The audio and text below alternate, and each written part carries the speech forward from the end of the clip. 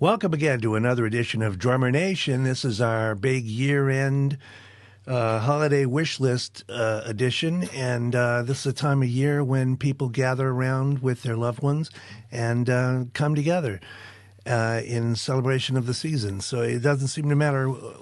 It covers everybody, right? We have whatever you're celebrating. The Christians do Christmas, the Jews do Hanukkah, the African tradition is Kwanzaa. There's a Hopi tradition called Soyal. I hope I'm getting that right. A Hindu, Diwali. The pagans do solstice. And then there's the Seinfeld Festivus for the rest of us. So whatever you're celebrating, we thank you for doing that with us. Help me welcome my esteemed colleague and co-host, Adam Nussbaum. How are you today, Adam? It's a pleasure to be here, and thank you, Cosmo, for that lovely commentary. Cosmo is the unofficial show mascot. And I know, Adam, you're going to be visiting family, right? Yeah, actually going out to Pittsburgh to visit our son, which is lovely.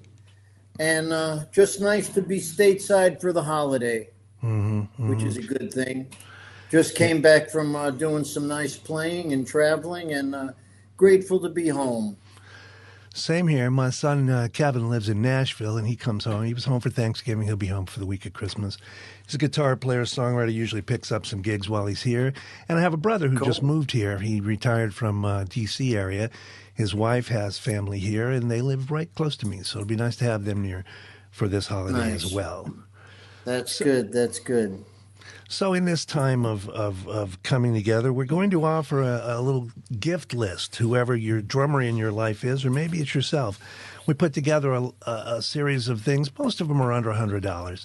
And it's the kind of stuff that almost every drummer would want to have in their arsenal. They're not going to throw it away if you give it to them. And we're going to get in the end to some tech gear, too, since everybody's online now doing something like this, streaming or teaching or taking lessons or just talking to family and friends. So let's get rolling. I'm going to start with something easy, Adam. This is the Remo Putty Pad. It looks just like like silly putty, but it's of rubbery material. You pull it out of there, you flatten it out, and you can play drums on anything with that. I happen to have one here. Most of the stuff we'll be talking about is stuff we have. So I think any drummer could put that to good use. And a putty pad is like $14. Yeah, it's a cool thing, Anywhere you are, you got a hard surface. At least you got something to play on besides your leg. Right. That and a pair of sticks in your suitcase. Do you have a pair of sticks in your suitcase everywhere you go? I know I do. They live in the suitcase, yes. I always have, and I also have a pair of brushes as well, since I don't use a comb. Stan Moore did a thing once where he was showing you where he takes an ironing board finds an ironing board in the hotel room, sets it up at the right level, and puts his pad on there, and he's practicing. We all shed in hotel rooms when we're traveling. That's just the nature of the beast. All right, moving on. Here's something you might remember from a while back. These are called, everybody makes them now, but the original ones were called Hot Rods by ProMark. And if you remember back to like the first MTV Unplugged, when you saw Nirvana and Dave Grohl was back there with these things, it became very popular because they can give you a sound that's more contemporary than maybe a brush. A brush is a legato sound generally, continuous sound of some sort. And if that's using it in the circular lateral mode. Right. Traditional way. But sometime in your career, you're liable to end up at a set of drums and somebody's eating dinner 10 feet in front of you. And the leader calls something that's a pop, rock, funk, backbeat kind of thing. And those little hot rods, these will get the job done. And most drummers have something like this in their stick bag. Sure. So, they're being made by everybody. I know Vic is making them. Q-Sticks makes them. Since you're talking about alternative sonic devices, there are these things that are made by a Canadian company called Headhunters. And these are thick plastic brushes, and they also have a wire here that's covered with plastic. So if you need to hit some backbeats, you can really get some meat on the beat And the nice thing with these is because they got a thicker plastic fan, you'll get some different articulation on the cymbal as well. And I'm somebody that loves playing brushes. There's traditional brushes with the traditional wire, and then there are these things that I've been using quite a bit as of late that Vic Firth makes called live wires. And the hip thing about these is they have balls at the end of the wire, which is thicker than the traditional brush. So you get a lot more articulation if you need to play on the cymbal. And when you're just doing the lateral motion on the snare drum, they are loud. So you better know what you're doing if you're going to use these. But this is a fantastic alternative thing to have in your stick bag. I use plastic brushes. I use traditional brushes. I use these. And sometimes in the course of the tune, I may shift from one to the other to change the dynamic character of what's going on. So, yeah, these live wires are fantastic. So that's a fun thing to have. I haven't played those yet, but they look like they'd be great on a cymbal because you don't get a lot of Yeah, definition with a brush on a cymbal generally. yeah. So that'd And be a lot terrific. of times I may, be using the traditional brushes, and then I may pick up a live wire and go to that in my right hand on Hmm. the cymbal. And these are also great when I'm dealing with drums de jour, and I may have a snare drum head that doesn't have too much friction on it or too much coating left. Right. And these are great.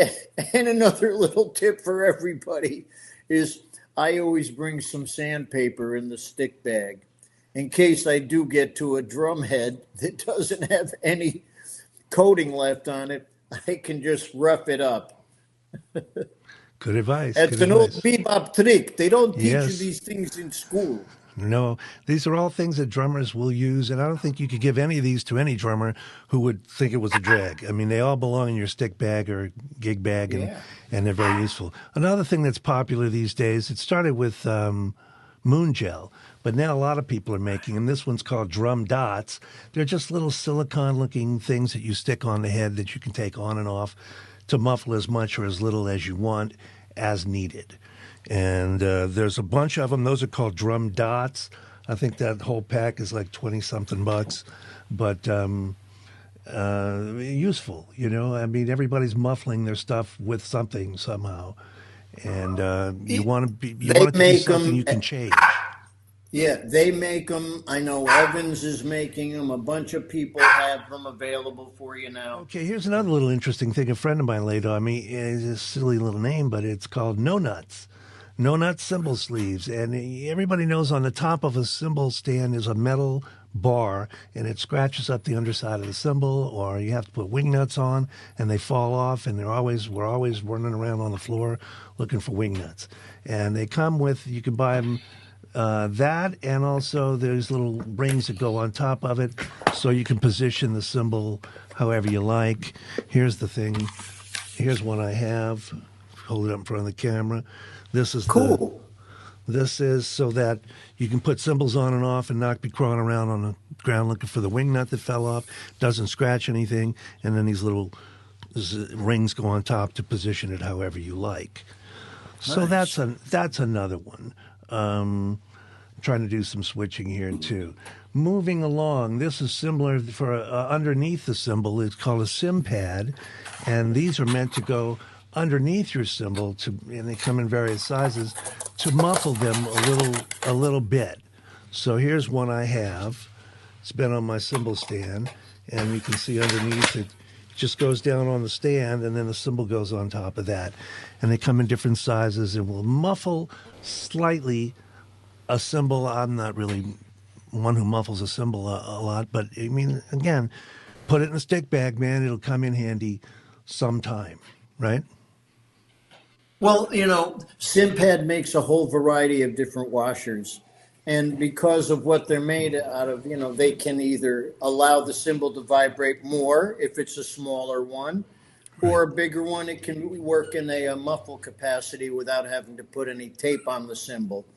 And you generally don't want to do that because then you're not allowing the cymbal to breathe accordingly, and then you're going to overplay it, and that's when the possibility can come of cracking a cymbal. I Yeah. know that I was guilty of that in my younger days when I was trying to hit them instead of trying to play them.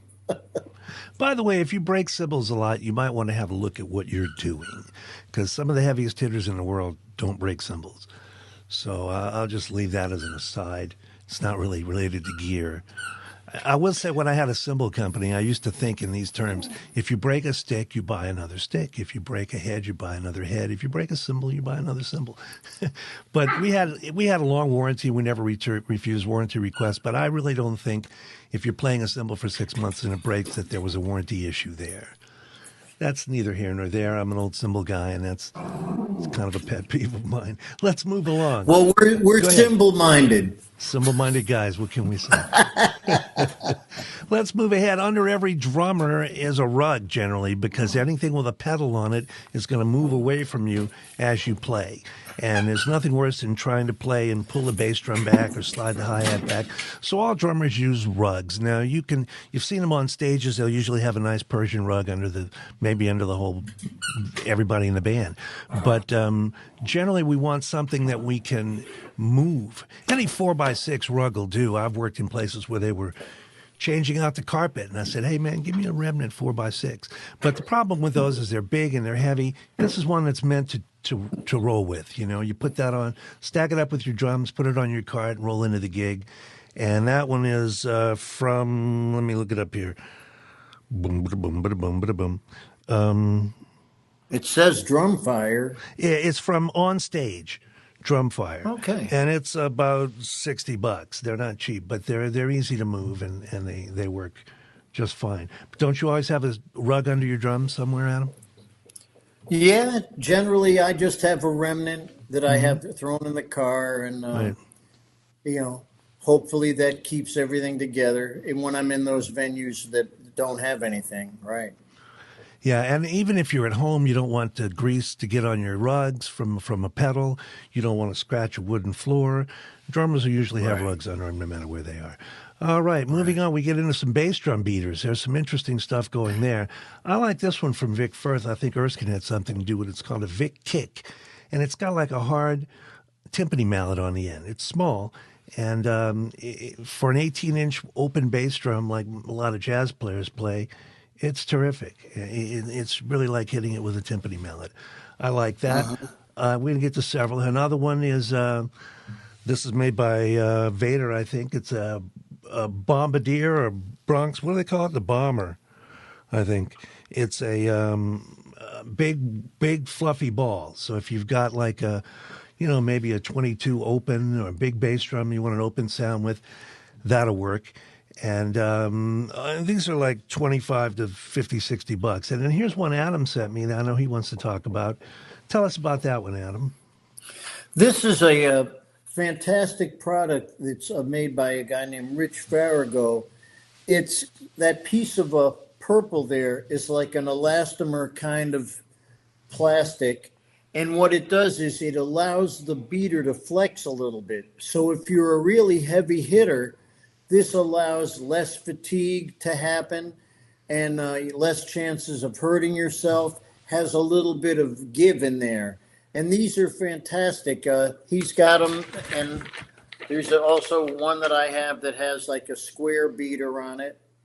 So if you need to get a little bit more impact, and you see it does have a little bit of flex in it, but not too much.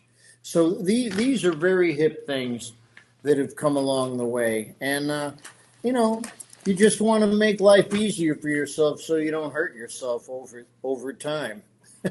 You know what I found? When you play electronic drums, and Adam sent me one of those, I put them on my electronic kit.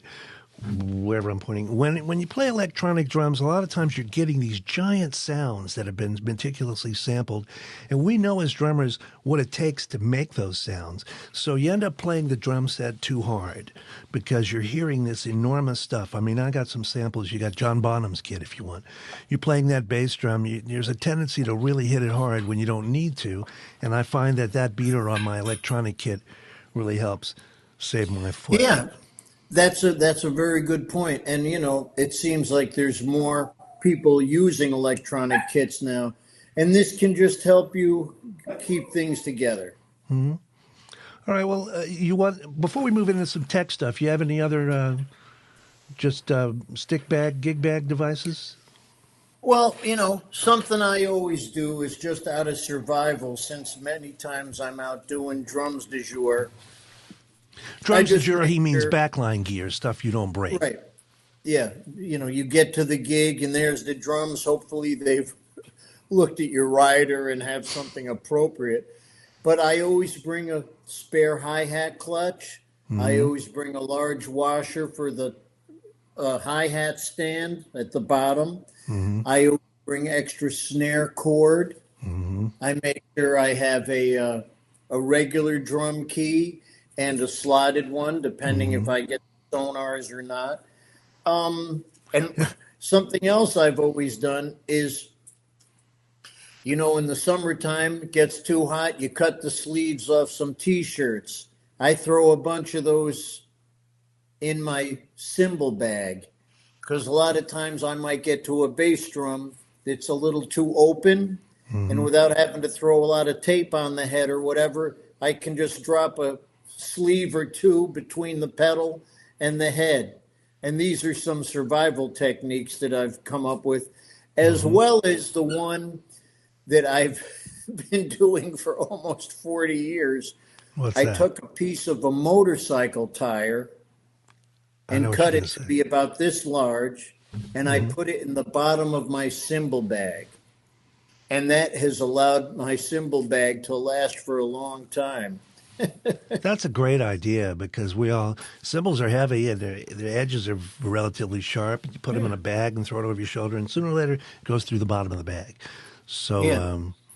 I know and then Zildjian just started making some bags, and they started to do something like that because I showed them that, and they said, "Oh, what a great idea." So there, fantastic idea.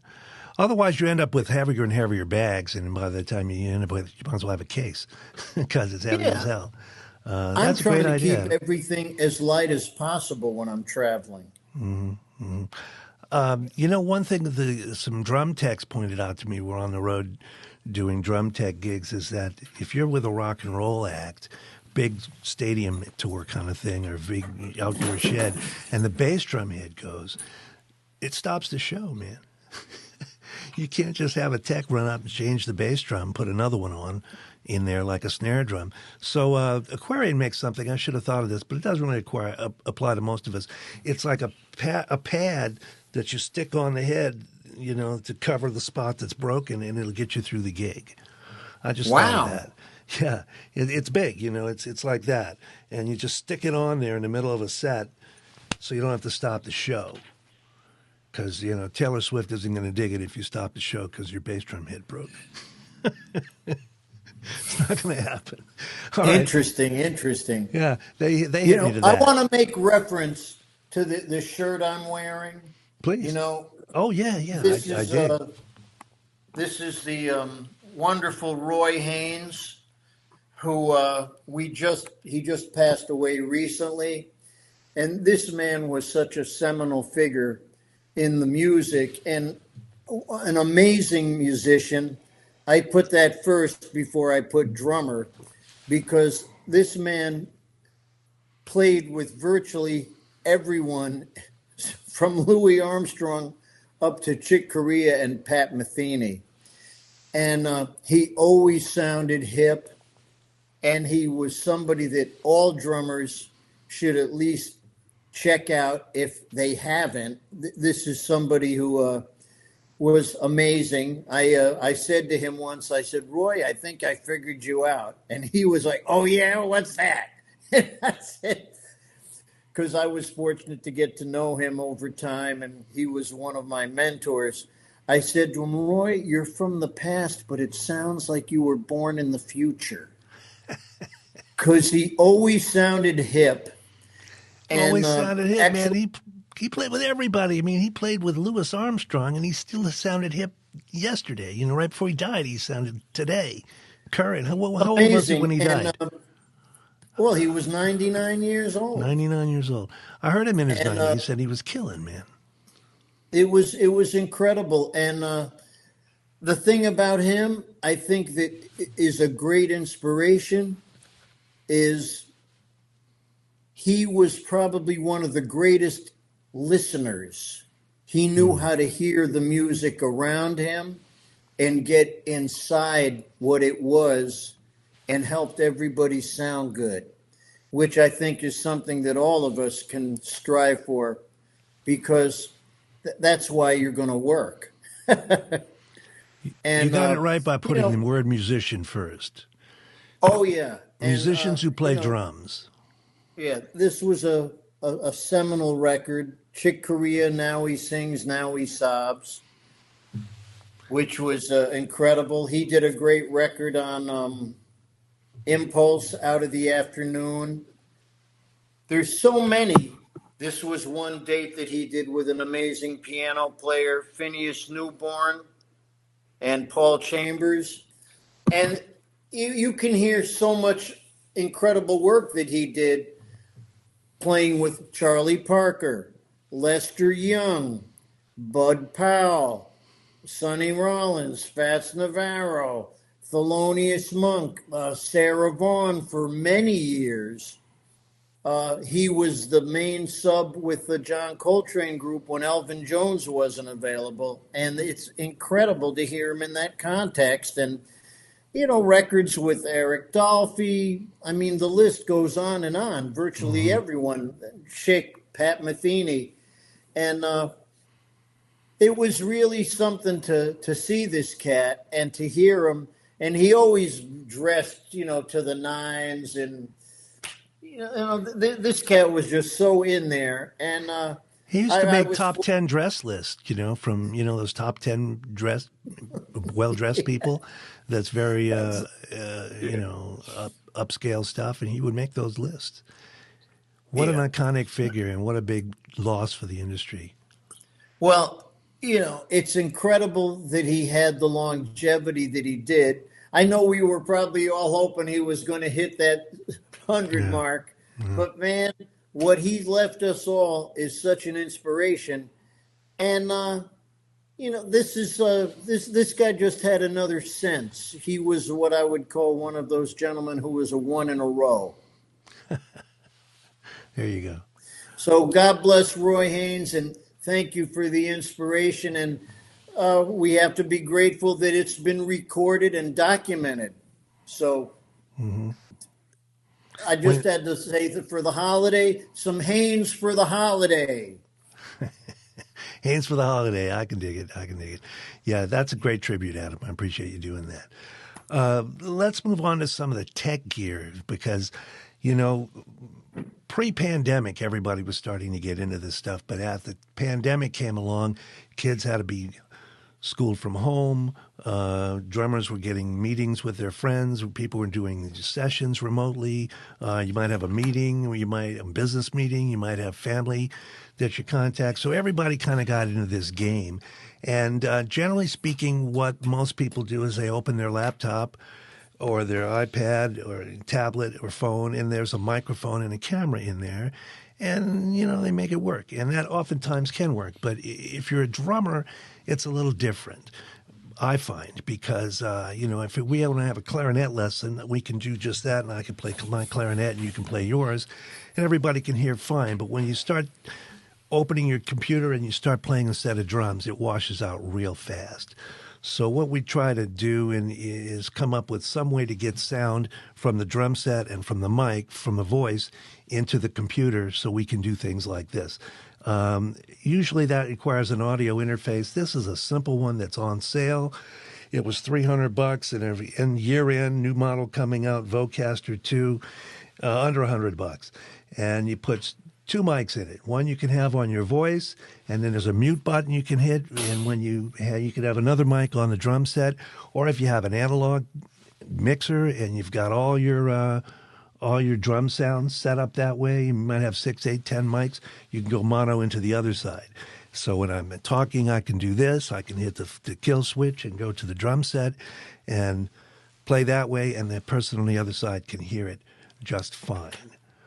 So you might want to look at that. And for everything we're going to talk about here, there are a million products and a lot of competition. These are some that I have and have used. Do you use anything like this, Adam? Well, something I use, and I bring it with me all the time, something that I have found has been very revealing and beneficial for me is to always record myself. And I used to bring my little Sony Walkman to the gigs back in the day in the era of cassettes in the analog world. But something that I bring all the time now is my Zoom. And this is an H1 Essential.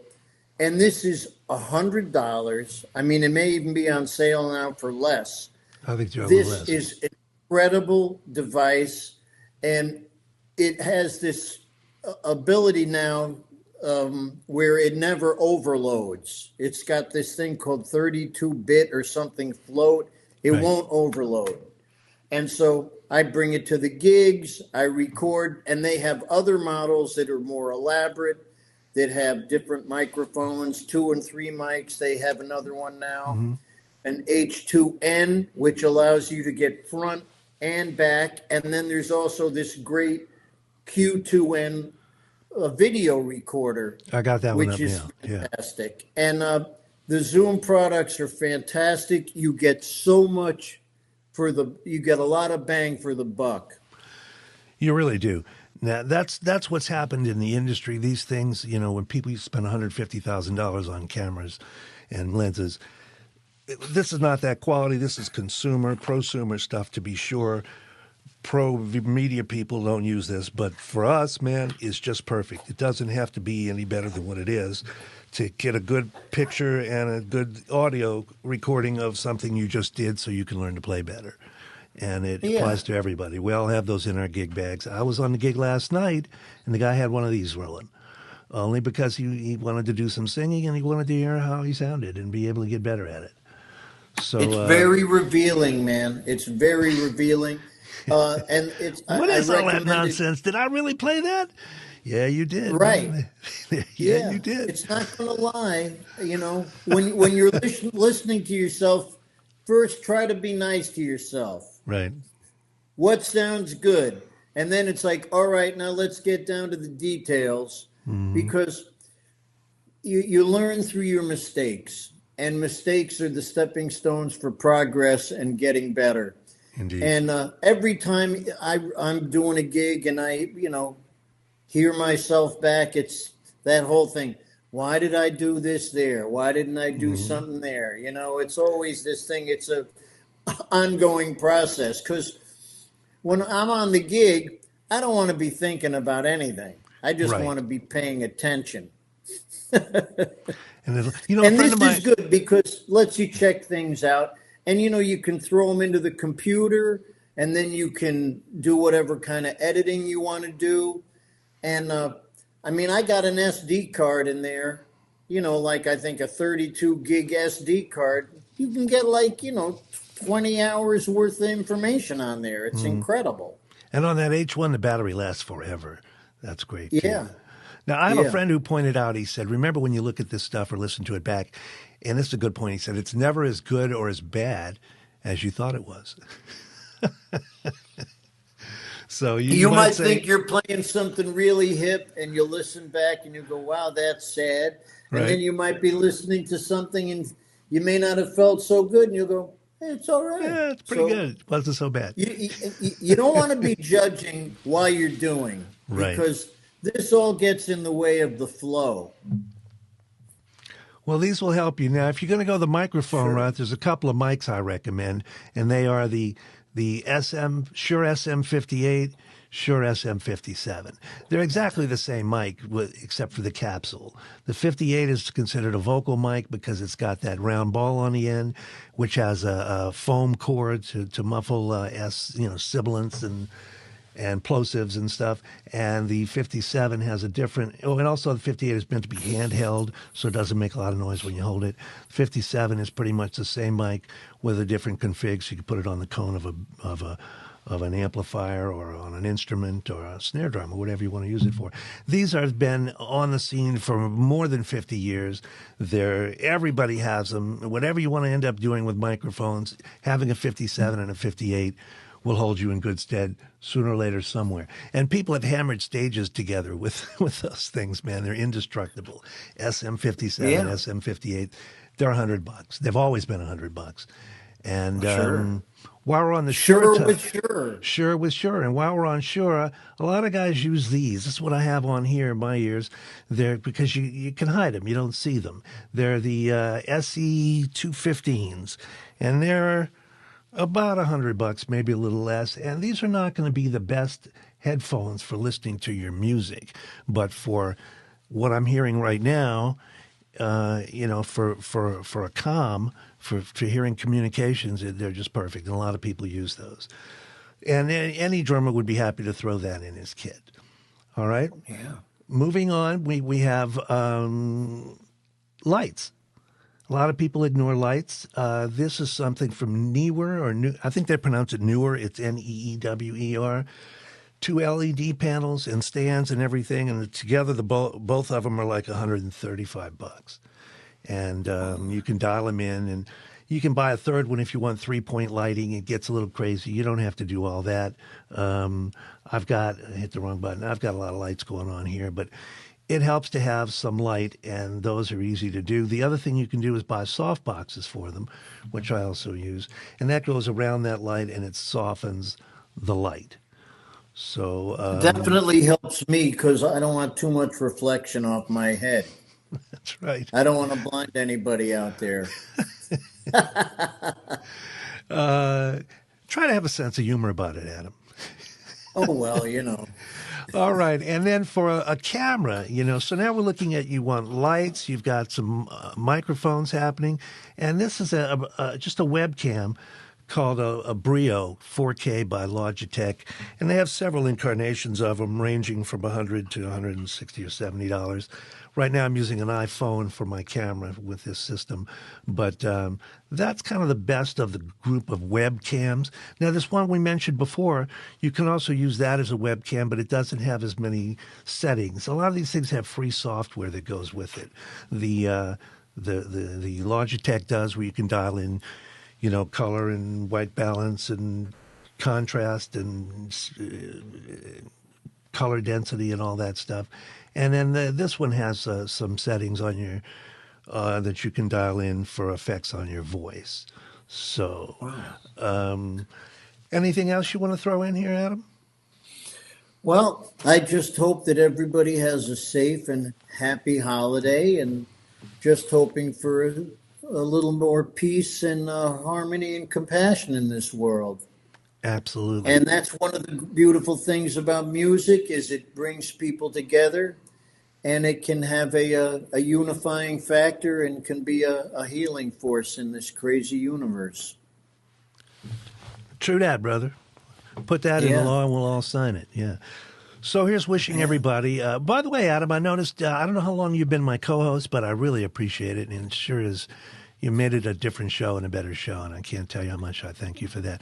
I know we did a January show last year because we did January birthdays. So I don't know when you and I started together, but it's been well over a year. And I can't thank you enough. Well, thank you for giving me this opportunity to join in with you and try to spread some of the love out here. And, for all those out there playing the drums, play some music, get out with people. It's a social process. I never just sat home and played all day by myself. I always like to have somebody else. It's like I want to have a conversation. I want to be able to interact, and I want to be able to work with others. And every chance you get to play with others is a chance for you to learn something and grow. And the process just keeps on going. And it's always been inspiring to be around the elders. And what's funny is now I'm becoming one of those. You know, I just had a birthday. I'm in the third now. I still feel like I'm a kid trying to get this stuff together. And it was great to be around people that were in their 80s and they were still curious and Hmm. still looking. I'm right up there with Because you. I got a birthday at the end of the year here, and it'll be 69. So we just well, keep at it. I had a friend who said, you know, his dad was a musician. He said, when I was a young man, my dad said to get better, I had to get with some older players to learn. But what he didn't tell me was as I got older, I had to get with some younger players to learn. it goes hand in hand because the old guys like to have some young blood there to get inspiration. And it all works together. We're part of a continuity and we're part of a tradition. And, you know, we all stand on the shoulders of those that came before us. And we have to just try to pay forward what we've been grateful enough to receive. And I have a lot of gratitude. So onward we go. Same here, brother. Well stated. All right, Yeah. everybody. I think we've given you some ideas for if you get some bread for Christmas, buy it yourself. If not, you know, tell your loved ones maybe some of these might work for you. And I hope you have a wonderful holiday season with loved ones and a happy new year. And this will be our last show for the year. And we'll see you on the flip side. And let's hope for a great 2025, right? Amen. All right. Take care, everyone.